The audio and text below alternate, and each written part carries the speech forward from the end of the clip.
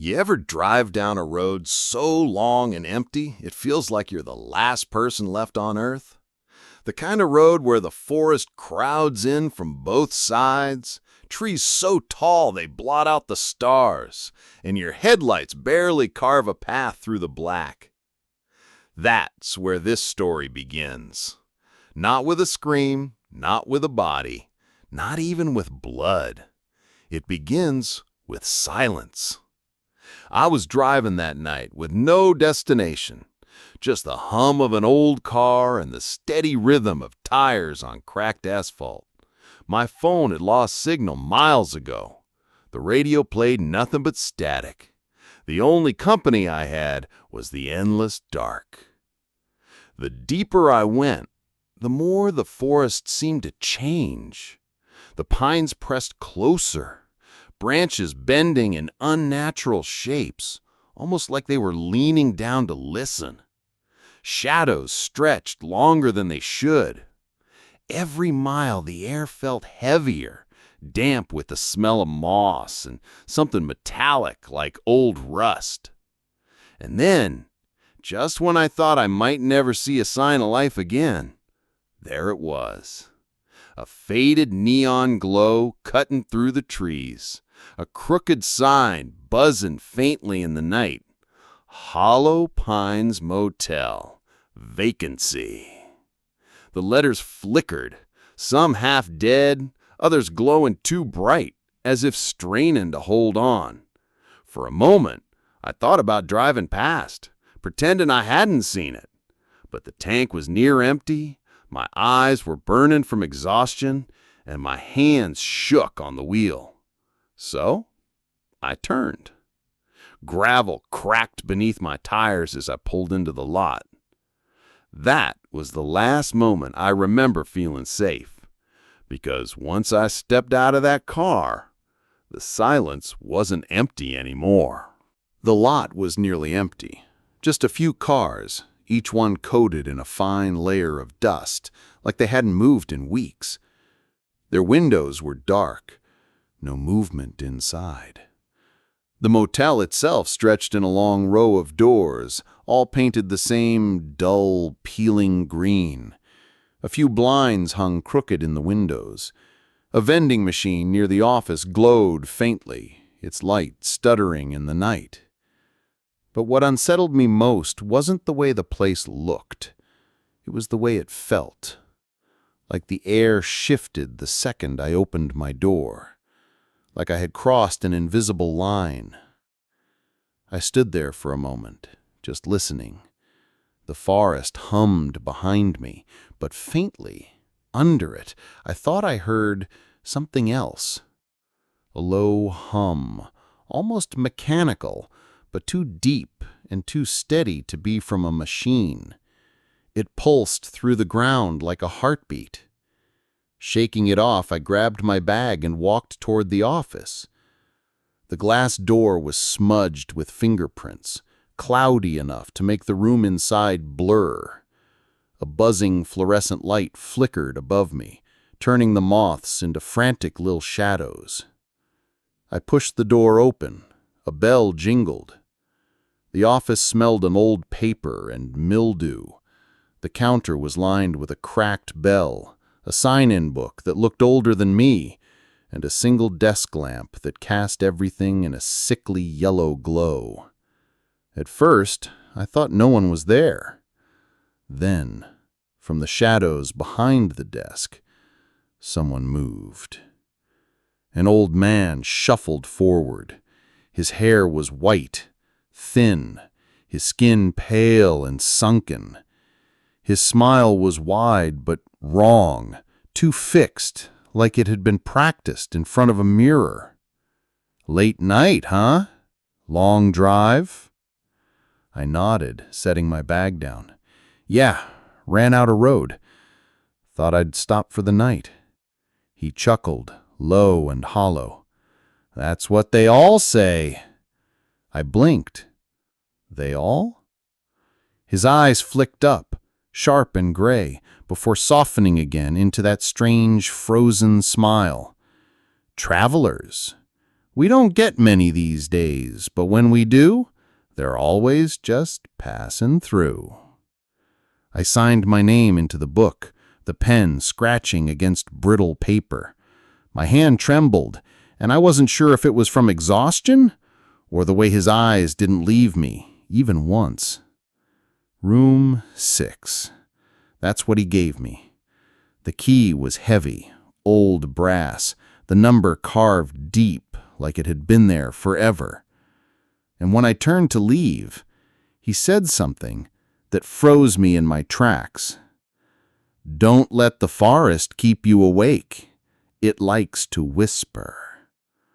I forced a laugh, but my chest felt tight as I stepped back into the night. The forest was still there. The whispers, too. Only now they were louder. The key to room 6 was cold in my hand, the brass biting against my skin as I walked down the row of doors. Each step echoed on the cracked concrete walkway, and with every echo, I swore it came back a little delayed, like someone else was walking just half a beat behind me. The motel's hallway lights were dim and uneven. Some buzzed, others flickered, and a few had burned out completely, leaving pockets of blackness I had to pass through. Every time I crossed one of those dark spots, I felt something graze the edge of my vision, like the shadows weren't empty, but waiting. Room 6 was near the end. The paint on the door was chipped, a rusty smear across the brass number plate.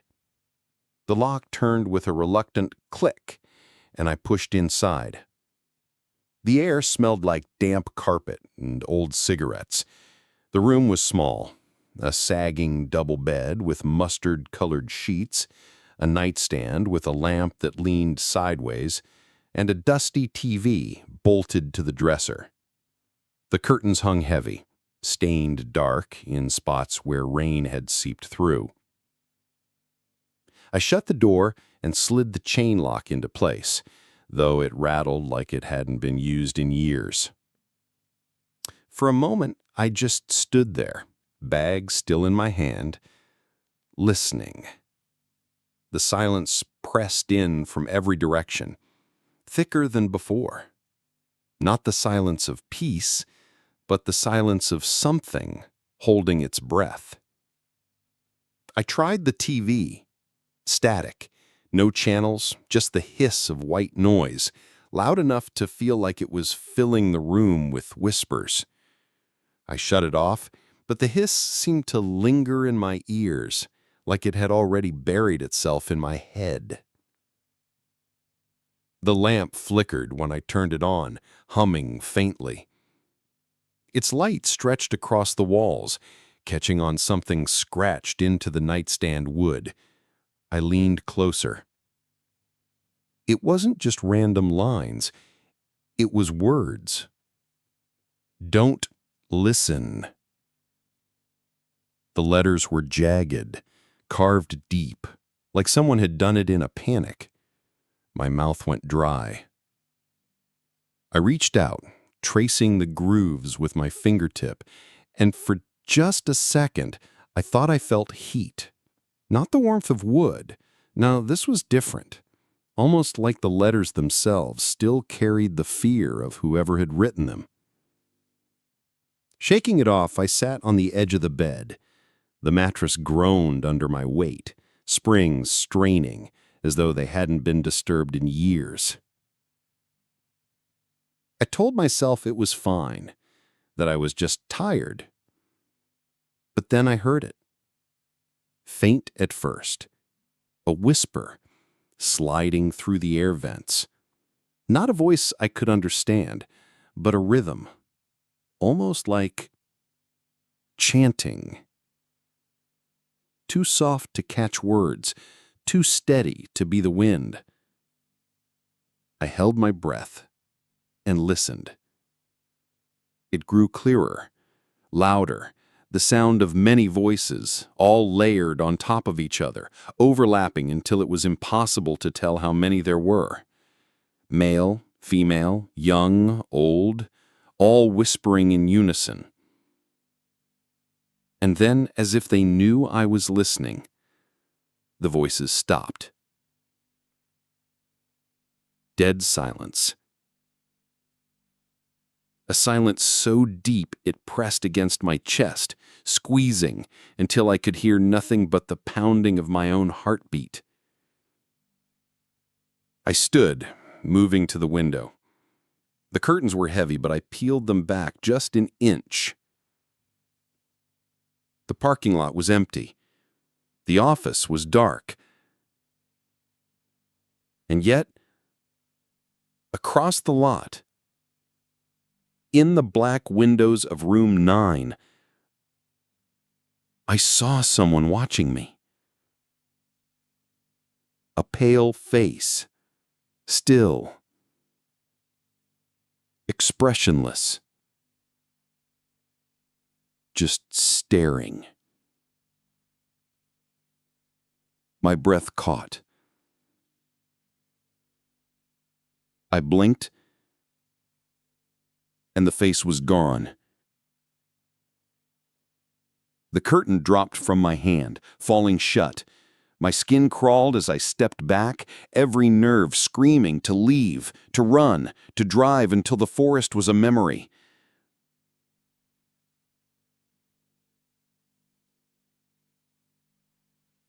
But when I glanced at the nightstand again, the carved words seemed sharper. And now I understood.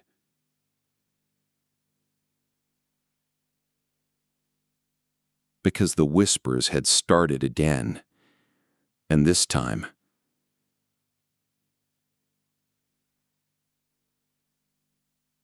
they were inside the room. The storm hadn't let up. By now, the rain had settled into a constant rhythm, not the furious pounding from earlier, but a steady hiss, like the whole forest was whispering secrets in the dark. Every few seconds, a gust of wind would rattle the old wooden window frames of the lodge, and the candles you'd lit trembled as though they were alive, breathing, shivering.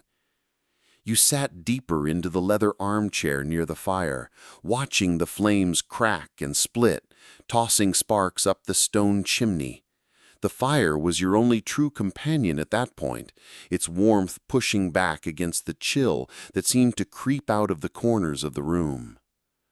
That's when the sound came again. Not thunder, not the wind. A slow, deliberate drag, like something heavy being pulled across the wooden floor upstairs. At first you froze, every muscle locked. Then you leaned forward, tilting your head, waiting to hear if it repeated. Sure enough, a few seconds later, it came again. A scraping pull, then silence. Another pull, then silence. You told yourself it had to be something ordinary, maybe the roof sagging, old beams adjusting in the storm. But deep down, in that quiet part of your brain you couldn't silence, you knew it wasn't the house. The sound was too deliberate, too paced. And then footsteps, soft, uneven, crossing the upstairs hallway. The fire cracked louder, like it too was listening. You grabbed the flashlight from the side table, its beam thin and weak compared to the shadows pressing against the edges of the room. You aimed it toward the staircase. Dust motes shimmered in the light, but nothing moved. Still, the sense of being watched was heavy, pressing down from above as if someone or something was standing just out of sight at the landing. The dragging sound stopped. The footsteps stopped. The silence stretched on, until faintly a door upstairs creaked open. And that's where you felt it most strongly, not fear, not yet, but anticipation, like the story had finally noticed you. The creak of the upstairs door hung in the air longer than it should have, like the old wood was complaining. You kept your flashlight fixed on the staircase, your knuckles white around the handle. but the beam didn't reach the landing. The light seemed to thin out, swallowed by the shadows clinging to the upper floor. You rose slowly from the armchair, every joint stiff from sitting too long, and took one cautious step toward the stairs. The floorboards beneath your feet groaned and you froze, waiting to see if the sound above would answer back. For a long moment, nothing. Just the rain whispering against the roof and the faint ticking of the grandfather clock in the corner. Then, soft breathing. Not yours. Not close, but not far either. A slow inhale, a shaky exhale, drifting down from the hallway above. You whispered, almost to yourself, "Hello?" Your own voice startled you. It sounded too loud, too fragile in the cavernous silence. No reply came, but the breathing stopped. Gathering what little courage you had, you placed your foot on the first step. The wood flexed under your weight. You took another step, another. Each one seemed to echo longer than the last, as if the house were counting along with you. By the fifth step, you paused. The flashlight's weak beam touched the landing, just enough to show that the door at the far end of the hallway, the one you could have sworn was closed when you first arrived, was now wide open. Darkness gaped inside like a mouth. A cold draft slid down the staircase, carrying with it the faint smell of damp earth and something metallic like rust. You wanted to stop. Every part of you screamed to retreat back to the fire, to pretend none of this was happening. But the silence pulled at you, like a string around your ribs tugging you upward. And as you lifted your foot for the sixth step, a low voice drifted from the open room. It wasn't words. It was a sound like humming, broken, tuneless, but unmistakably human. The kind of sound someone makes when they don't know they're being overheard. The humming stopped the moment your foot touched the landing. Just like that, cut off mid-breath. The silence afterward was worse. It pressed in on your ears, made your skin prickle. You aimed the flashlight down the hallway. The beam caught faded wallpaper peeling away, warped floorboards, and dust dancing like restless spirits in the air. At the far end, that open door loomed wider now, as if the hinges had groaned farther apart while you climbed. "Hello?" you called again, softer this time, as though whispering might make you safer. The word died before it reached the room. Then came a sound. Not humming, not breathing, but something dragging, slow, deliberate, heavy, like a chair scraping across a concrete floor. Your chest tightened, you stepped forward, and the flashlight flickered, once, twice, then steadied. As you moved, your shoes sank slightly into the warped planks, which groaned as if they resented your weight. The hallway felt endless, stretching far longer than it should have in a house this size. You finally reached the doorframe. You didn't dare look inside right away. Instead, you pressed your back to the wall and let the flashlight's beam slip across the threshold. The room was small. Or maybe it only seemed that way because of how empty it was. Bare floor, bare walls, a single rocking chair in the center, facing the window. The curtains fluttered, though the glass was shut tight. And the chair was still swaying.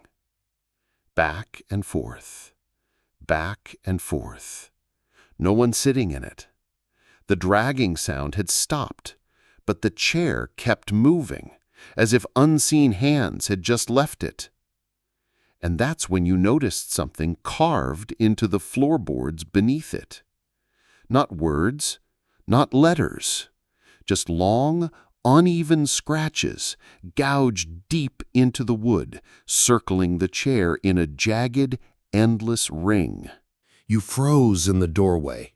The rocking chair's creak echoed in rhythm with your heartbeat.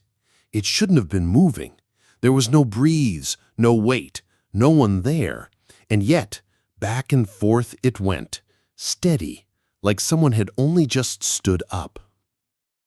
The scratches beneath it caught your eye again. They weren't random. The longer you stared, the more deliberate they seemed.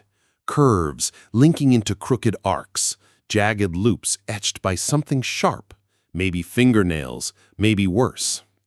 Your flashlight shook slightly in your hand as you realized the gouges formed a circle. Something about it screamed ritual. You stepped into the room, though every nerve in your body told you not to.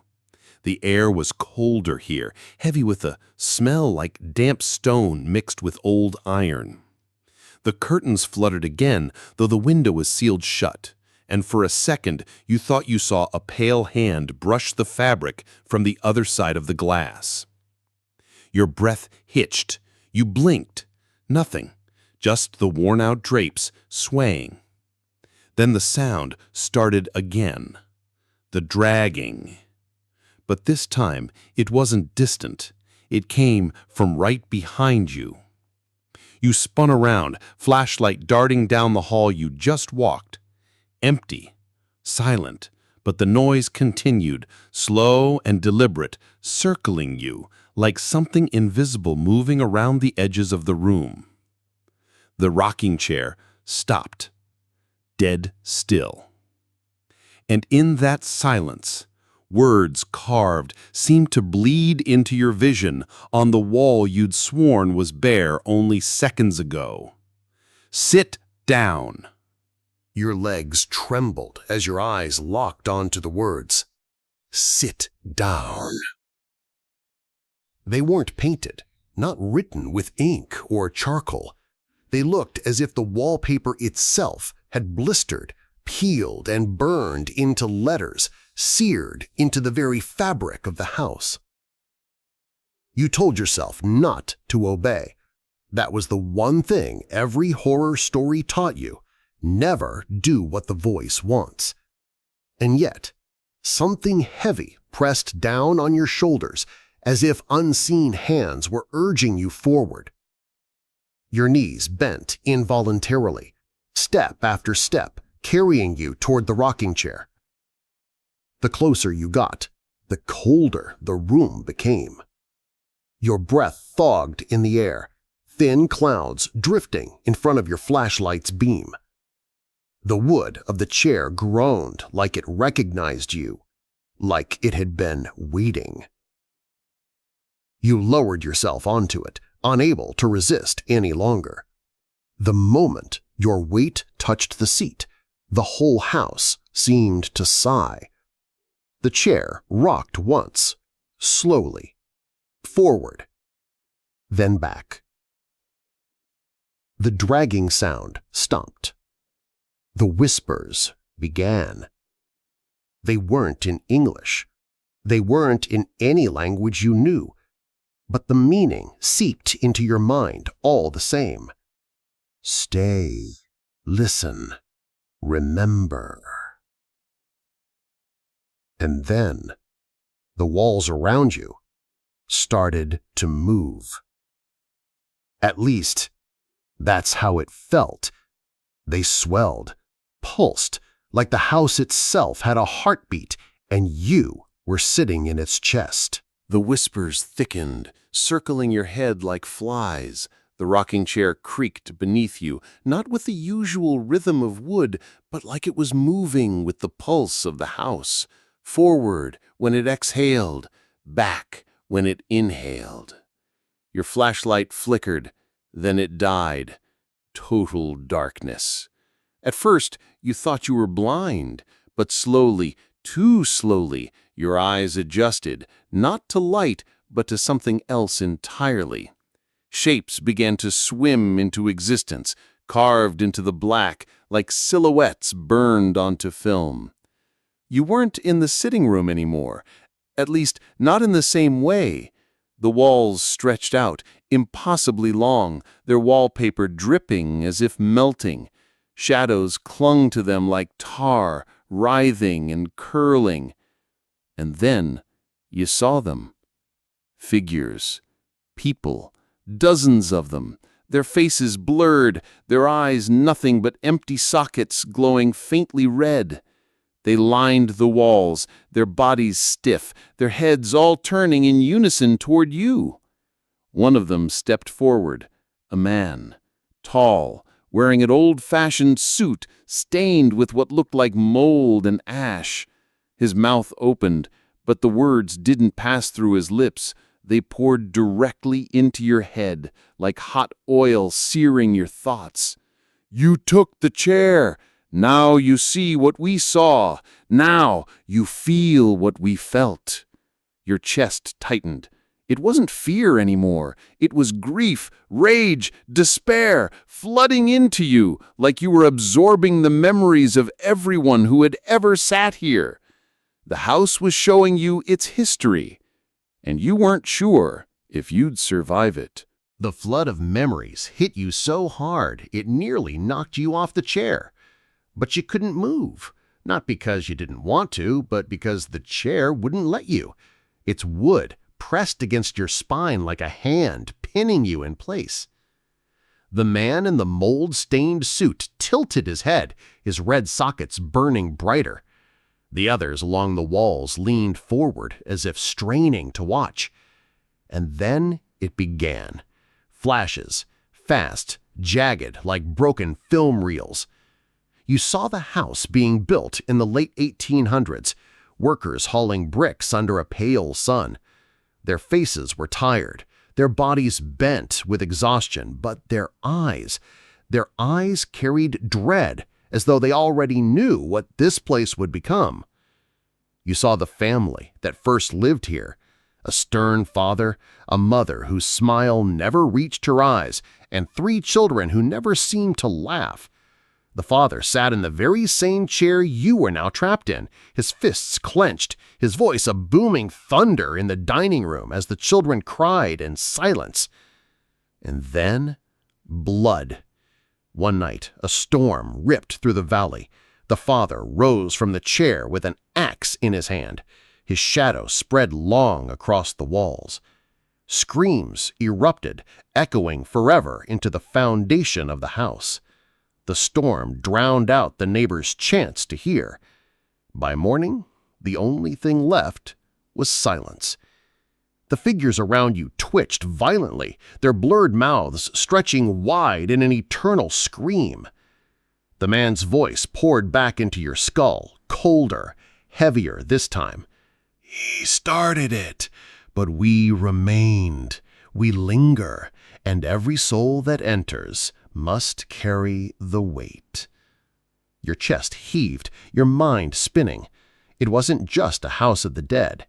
It was a house of inheritance. Every visitor became part of the story, whether they wanted to or not. And now, it was your turn. You fought the chair with everything you had. Your muscles strained, your wrists burned, and your breath came in ragged gasps. The wood creaked under your twisting, but it held firm, like it was alive, like it enjoyed your struggle. The man in the mold-stained suit leaned closer. His face hovered just inches from yours. The smell of damp earth and rot filled your lungs. He whispered, so low you almost didn't hear it. "The house doesn't let go." Then the walls began to move. Not collapse, move. The wallpaper bubbled, tore, and what lay beneath wasn't plaster. It was skin.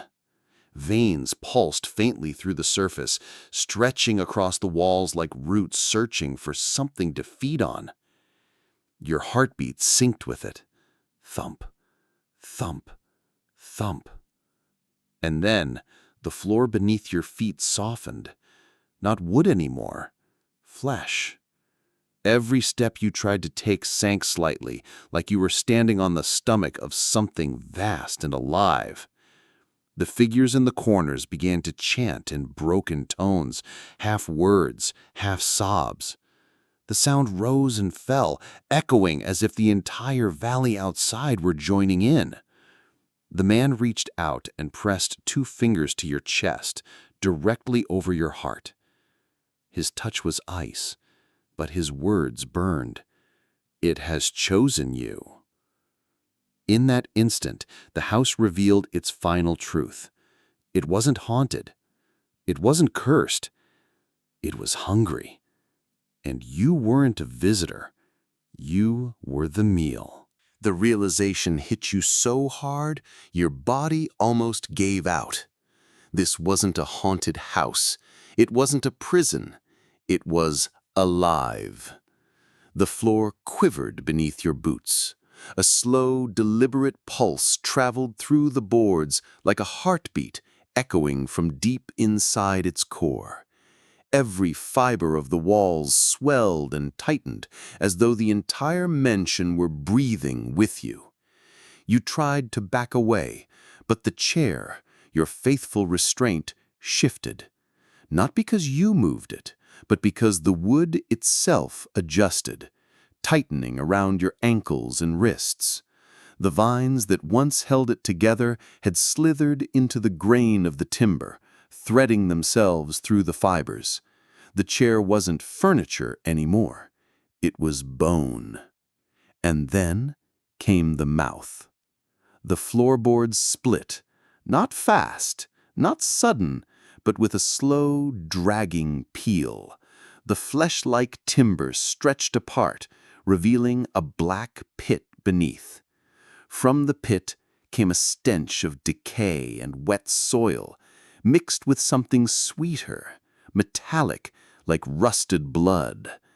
Whispers rose out of the hole, not voices of people, but of the house itself, whispering through the cracks, brushing against your ears like cold fingers. Stay, feed, belong. You fought to scream, but your voice cracked in your throat. The figures in the corner swayed to the rhythm of the house's pulse, their chant turning guttural. Their faces stretched unnaturally wide in twisted grins, as if they were puppets forced to rejoice. Then, the man in the mold-stained suit leaned close again, his eyes hollow, his jaw trembling as though he were fighting his own words. The house is hungry, and it only feasts on the ones it loves. The pit yawned wider. A wind, foul and warm, rushed upward, wrapping you like the breath of some monstrous lung. The wood of the chair began to sink, inch by inch, into the pulsing floor. You realized the house wasn't just going to eat you, it was going to make you a part of it. The descent began so slowly, you almost thought you were imagining it. The legs of the chair didn't break through the floorboards. They melted into them, like wax meeting flame. The polished wood softened, darkened, then fused with the trembling boards beneath you. Every heartbeat of the house pulled you deeper. Thump, pull, thump, pull. At first, it was your boots. They sank an inch into the floor, the leather bubbling, stiffening as though the wood itself was grafting into the soles. Then your calves followed. You felt a tug inside your bones, a crawling warmth that traveled up your shins and lodged in your knees. You looked down, and your skin wasn't skin anymore. The veins along your ankles had turned into tiny root-like lines, gray, fibrous, threading into the planks. You jerked, struggling to pull free, but the chair held firm. Your body wasn't yours. It was scaffolding for something bigger. The whispers grew louder now, layering over each other like 1,000 unseen mouths pressed against your ears. "Stay with us. You're ours. Feed the walls. Sing the song." And through the chanting crowd, you saw them start to change too. The man in the mold-stained suit, his face flickered like bad reception. For a split second, his jaw was missing. The next moment, his teeth were elongated, dripping with wood resin. The woman beside him swayed and split at the shoulders, her neck bending, her arms branching out unnaturally like crooked timber. These weren't people. They were husks. They were pieces of the house trapped long ago. Your stomach twisted, bile climbing your throat as the pit beneath your chair roared. Hot, damp air rose, sticky with iron and rot. You swore you could hear something moving below, like gigantic claws dragging across stone. The chair dropped another few inches, dragging your hips with it. The pressure in your spine was unbearable, like hands tugging each vertebra, slotting them into a framework.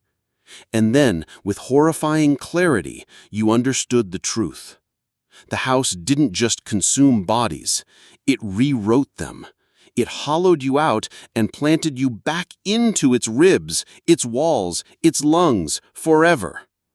Somewhere, in the muffled pulse of the floor, you swore you heard screaming. Not from others. From the house itself.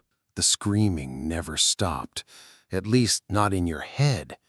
It was like nails dragging through the hollows of your skull, a sound that wasn't entirely sound but vibration, a low frequency that shook the marrow in your bones. Your breath came ragged, but even that didn't feel like yours anymore. Each inhale was humid, tasting of damp soil and rusted nails, as though the house itself was breathing through you. Each exhale came with a faint hiss, the sound of air escaping through wood grain instead of lungs. You blinked, and for a split second the room flickered. The figures around you, the husks, the mockeries of people, were gone. Instead, the walls bulged inward, as if they were trying to inhale you. Shapes pressed against the plaster, faces with mouths open and eternal screams straining to break through, but held just under the surface. Their eyes rolled blindly, and when they opened their mouths wider, dust spilled out like ash. Your memories started to blur at the edges. You tried to remember how you got here, the car ride, the gas station clerk who warned you about the place, even the feel of your own name on your tongue. But the harder you reached, the more it slipped away, like trying to grasp water with shaking hands. In its place, new images wormed their way in. The sound of roots splitting beneath the foundation, the texture of damp earth pressing against coffins, the black corridors winding endlessly beneath the basement. You weren't losing your memories. The house was taking them, soaking them in like rainwater into wood. Every thought you'd ever had was becoming grain, line, and splinter. The whispers sharpened, almost joyful now. No name, no past, only timber, only bone. You are ours. You are us. The chair dropped again.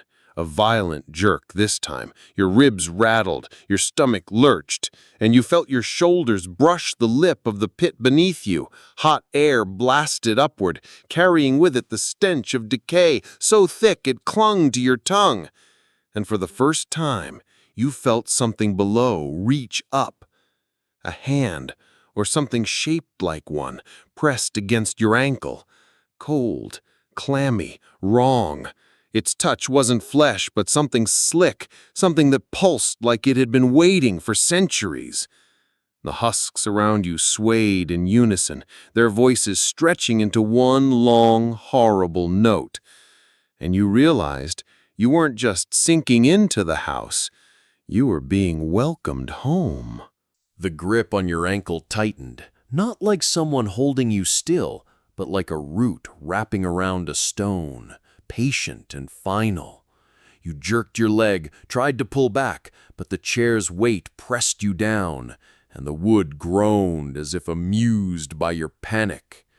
Then the thing below moved again, slowly, intentionally. Another hand surfaced, brushing along your calf. It wasn't flesh. Flesh would have felt human.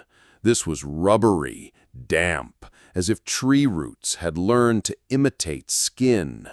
Its touch left streaks of something slick and dark that crawled under your pores, stinging as it seeped inward. The husks above leaned closer, their necks creaking like old doors. Their mouths hung wide, unhinged, drooling black ichor that hit the floorboards in sticky splashes. They weren't looking at you anymore. Their eyes rolled upward, lids fluttering like they were waiting for someone else to arrive. And then you heard it, a sound beneath you, deep, low, impossible to place. Not quite a growl, not quite a word. It was the kind of vibration that didn't move through air, but through the marrow in your bones. The pit wasn't empty. The pit was an opening. You felt the truth before you knew it. The house wasn't haunted. The house was a mouth. Every corridor, every room, every wall pressed tight with faces. It was all leading down here to this cavernous throat. And you were dangling just above the tongue. The whispers around you grew sharp, frantic. Closer, let it touch, let it know. The hand climbed higher now, brushing your knee. And suddenly, you weren't in the house anymore. Your vision blurred, flickered, like two reels of film overlapping. For half a second, you were standing in a wheat field at dusk. The air smelled sweet, almost innocent. You heard laughter, your laughter, a childhood memory you'd long forgotten. And then, darkness, the pit again, the hand gripping tighter. It was searching, not for your body, but for your memories. The husks moaned, their voices braiding together into a sound like prayer. And when the pit below exhaled again, the stench of rot came with a whisper that was no longer inside your head, but all around you, everywhere, filling the air like smoke.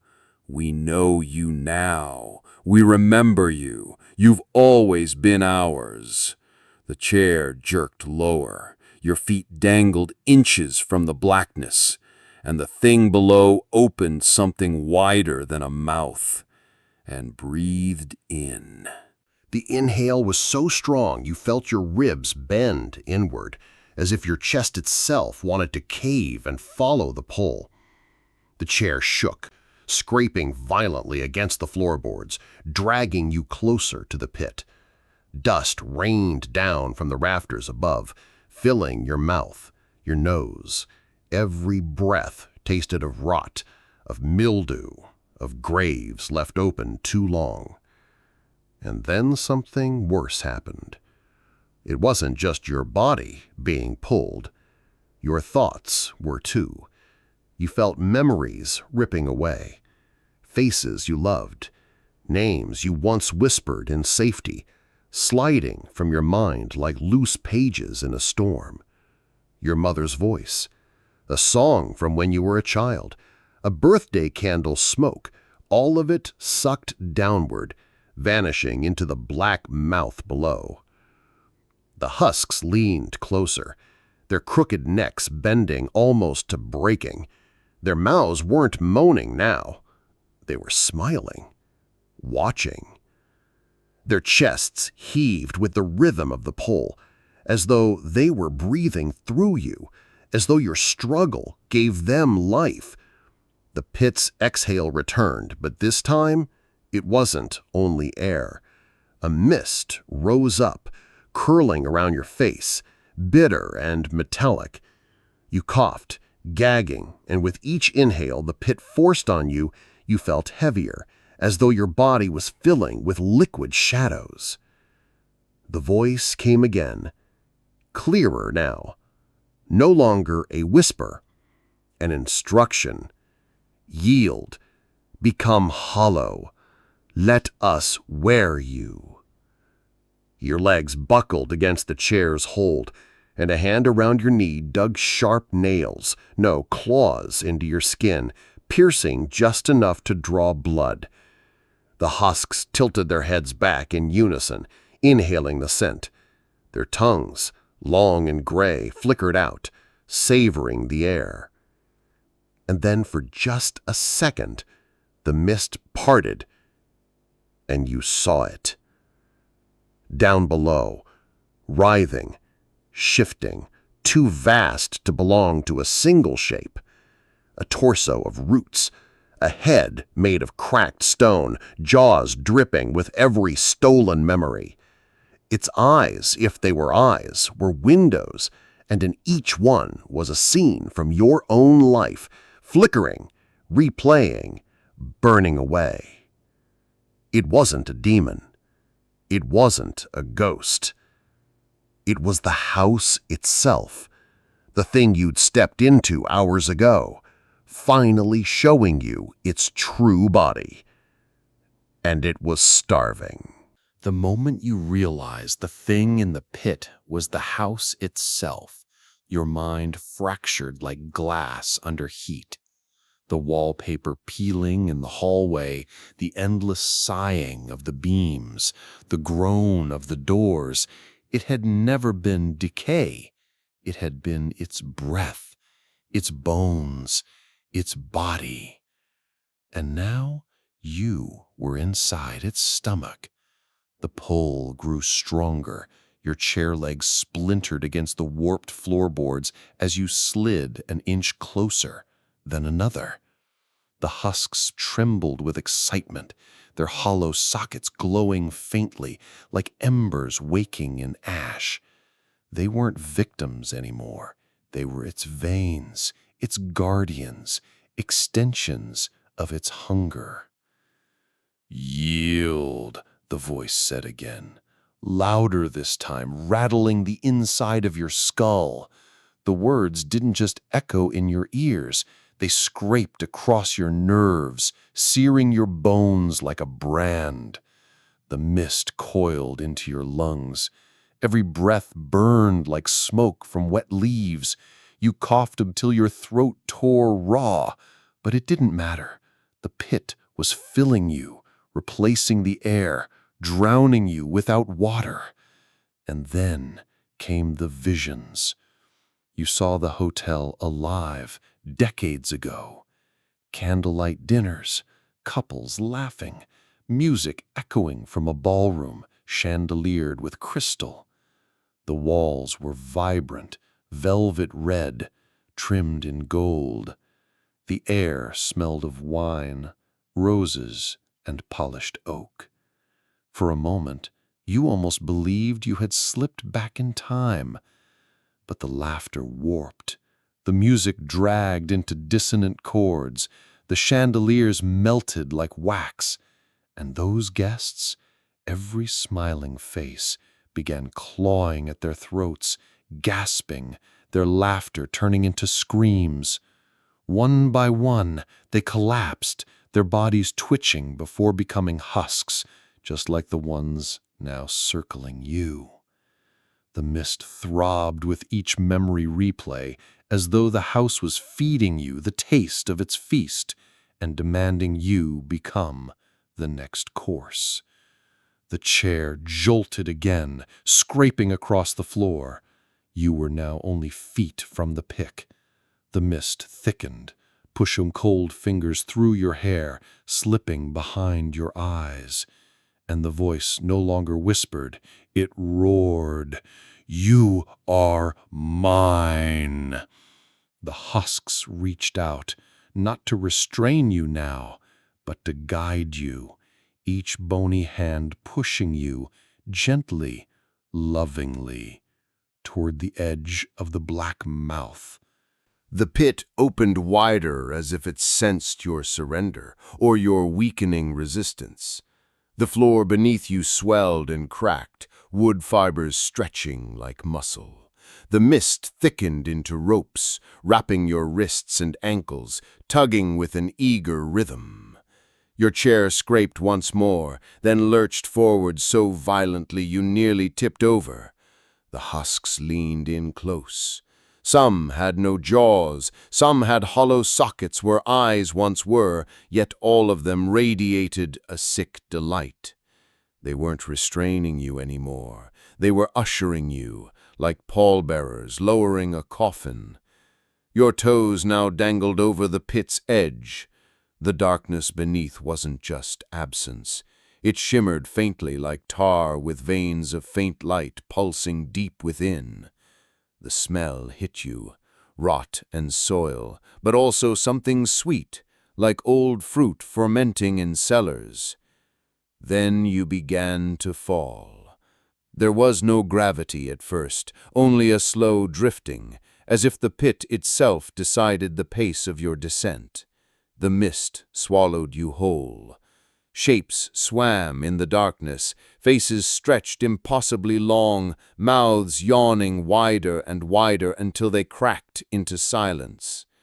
Some of those faces you recognized: the hotel owner's portrait from the lobby, the bellboy's photograph on the wall, even the woman in the silver-framed picture you'd found in the bedroom. All distorted, all screaming soundlessly as they dissolved into the black. The deeper you sunk, the louder the heartbeat became. Thump, thump, thump. At first you thought it was your chest hammering against your ribs, but no, it was beneath you, around you, within you, the house's heart. And in that thundering pulse came a voice, clearer than ever before. Not guest, not intruder, inheritance. Something brushed your cheek in the dark, a hand, but not skeletal, warm, familiar. It lingered just long enough for your breath to hitch before vanishing again. The descent quickened. The pit seemed endless, yet the closer you got to its unseen bottom, the more the air vibrated with power. You weren't falling into emptiness. You were being delivered. The fall ended with no impact. One moment you were plummeting, the next your feet touched ground softer than ash. You staggered, knees buckling, palms scraping against something damp. The air here was colder than any winter you remembered, and it tasted like rust on your tongue. A faint glow outlined the cavern you'd landed in. The walls weren't stone. They pulsed like veins, webbed with dim red light. Each throb matched the heartbeat you'd been hearing, louder now, booming through your bones. Ahead, a shape loomed. At first, you thought it was a tree, its trunk spiraling upward, roots tangled across the floor. But as your eyes adjusted, you realized it wasn't wood, it was flesh. A twisted column of human forms, their bodies fused together, reaching upward in silent agony. Mouths opened and closed, exhaling the mist that filled the cavern. Some of the faces were fresh, others looked centuries old. Your stomach clenched as you spotted one face near the base of the column. It wasn't a stranger. It was the man from the portrait in the hotel lobby, the supposed owner. His lips moved, but the voice came from everywhere at once. "Welcome home." Behind you, the husks had followed. They didn't shamble now.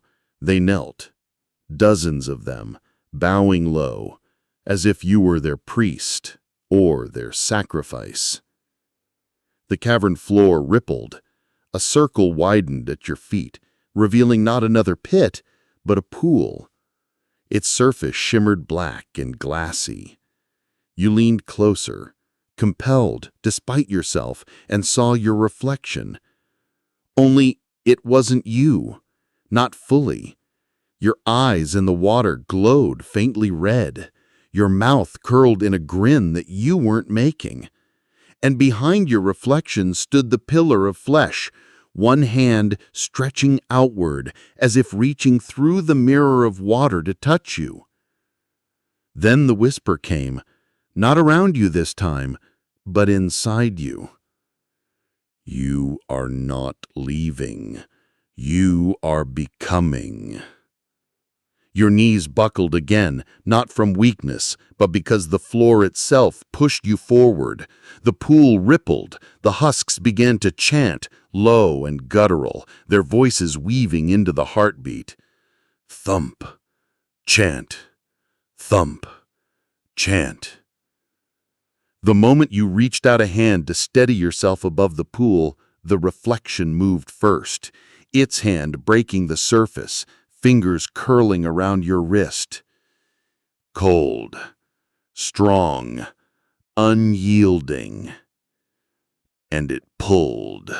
The reflection's grip tightened, and suddenly the pool wasn't just water, it was a vortex. Your arm plunged through first, then your chest, and before you could scream, the black liquid swallowed you whole. It wasn't like drowning. No bubbles rose from your mouth, no rush of water filled your lungs. Instead, the liquid was alive. It slithered over your skin, seeping into your pores, sliding down your throat like smoke. Your eyes burned as shadows bled into them, and every heartbeat echoed louder, syncing with the rhythm of the cavern. You were falling again, but not through air, through memories. Faces flashed past you. The hotel maid with hollow eyes, the bellhop clutching his severed head, the family frozen at the dinner table. All the souls that had been devoured by this place spiraled around you like moths circling a flame. Some wept, others screamed, and a few smiled, as if welcoming you into their ranks. When you landed, it wasn't on solid ground. It was in a hallway, the hotel hallway. Only now the wallpaper peeled away to reveal skin, the carpet pulsed beneath your feet like muscle, and the doors breathed, opening and closing with each inhale. At the far end of the hall stood a mirror, cracked, tall, framed in ornate black iron. Within it, your reflection still glowed red-eyed, grinning wider than any human mouth should stretch. It raised its hand, palm outward, as though inviting you closer. The hushed whispers of the souls followed. Step through. Join us. You've always belonged here. And as you took that first step down the endless breathing hallway, you realized the truth. The pool hadn't dragged you into another world. It had revealed the hotel's heart, the place where all the corridors, all the rooms, all the nightmares converged. And you were being guided straight to the core. The deeper you walked into that hallway, the more the air thickened, like every breath was drawn through tar. The walls pulsed faintly, veins glowing beneath the surface of the skin wallpaper, and the floor's subtle throbs synced with your heartbeat. You weren't just inside the hotel anymore. You were inside something alive. Each step forward stretched time. A second felt like minutes. Shadows lengthened and curled towards you, like fingers eager to touch. The whispering grew clearer now, not a murmur, but distinct voices. They weren't random either. They were the voices of the people you'd seen swallowed in the vortex. "Don't go closer," one sobbed. "He's waiting," another hissed. "We couldn't resist. Neither will you." Your feet dragged forward anyway, like you weren't the one moving them. That mirror at the end of the hall gleamed brighter with each step, its surface rippling faintly as if it were water. And then, just before you reached it, you noticed the doors. Every door along the hallway had been shut before. Now they began creaking open, one by one. Inside, you glimpsed flashes, a blood-soaked banquet, a child drawing symbols on the floor, a priest praying to something that wasn't God. Each scene froze the second you looked too long, as if the rooms didn't want to reveal everything at once. But one door on your left burst open fully. From it crawled something tall and skeletal, wrapped in tattered bellhop clothes, its head bowed low. When it lifted its face, there was nothing but a mirror shard where its eyes should have been, reflecting your own terrified expression back at you. The creature didn't lunge. It only raised its arm slowly, a long finger pointing to the mirror at the end of the hall. Its gesture was clear. Go. Keep walking. Behind it, you saw a symbol carved in the breathing wall, an eye surrounded by spirals, the same one you'd glimpsed faintly in the pool's depths. It pulsed once, glowing, and the whispers shifted into something unified. He is waiting at the core. The mirror rippled again, and this time you realized you weren't just approaching a reflection. You were approaching the entrance to whatever fed this entire nightmare. The mirror's glow wasn't just light anymore. It pulsed like a living thing, as if the hotel itself had veins and the glass was its beating heart. Alex, breath ragged, stepped through. The surface bent around him, and then he was swallowed whole. On the other side, there was no grand lobby, no ruined corridors. Instead, he stood in a cavernous chamber, impossible in size. The ceiling arched high above like the ribs of a cathedral, dripping with condensation. The air was heavy, thick, almost liquid with dread.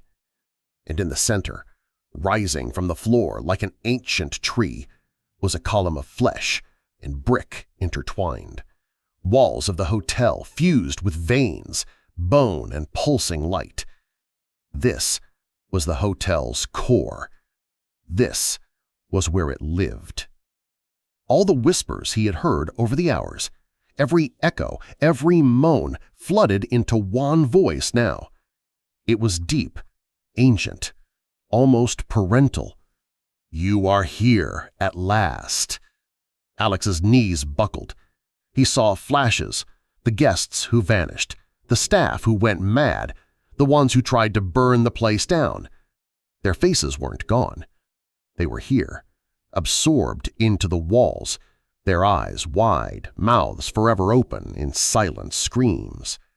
The hotel had been feeding for decades, swallowing every soul that entered. And now it wanted him. The floor beneath his boots quivered, soft as muscle. A tendril of living mortar lashed around his ankle. He hacked at it with the broken beam he still carried, splinters flying. "No," he hissed through clenched teeth. "Not me. Not today." The whispers rose to a howl. The core shuddered, veins bulging with light. Faces pushed out of the walls, hundreds of them, mouths chanting, "Stay, stay, stay." Alex staggered back, his eyes darting. That's when he noticed something. A crack in the core, a seam splitting down its side. The light inside was wild, unstable, like the thing was barely holding itself together. He knew what he had to do. With a guttural yell, he drove the beam into the crack. The sound that tore from the walls wasn't human. It was the death cry of the entire hotel. The floor convulsed, throwing him off his feet. Light burst from the wound until everything was white. For a moment, there was silence. Then, the world collapsed. When Alex opened his eyes, he was outside. The morning sun was blinding. Behind him, where the hotel had stood for nearly a century, There was nothing but smoking rubble in a crater that seemed to breathe one last sigh. The whispers were gone. The hotel was gone. But as Alex stumbled to his feet, shaking, he heard something, faint, a single voice, far away, brushing against the inside of his skull. "We'll rebuild. We always rebuild." His stomach dropped. The horror wasn't destroyed, really, just delayed. And with that knowledge heavy in his chest, Alex walked away, the ruins smoking behind him, knowing one day someone else would hear the call of the hotel that refused to die.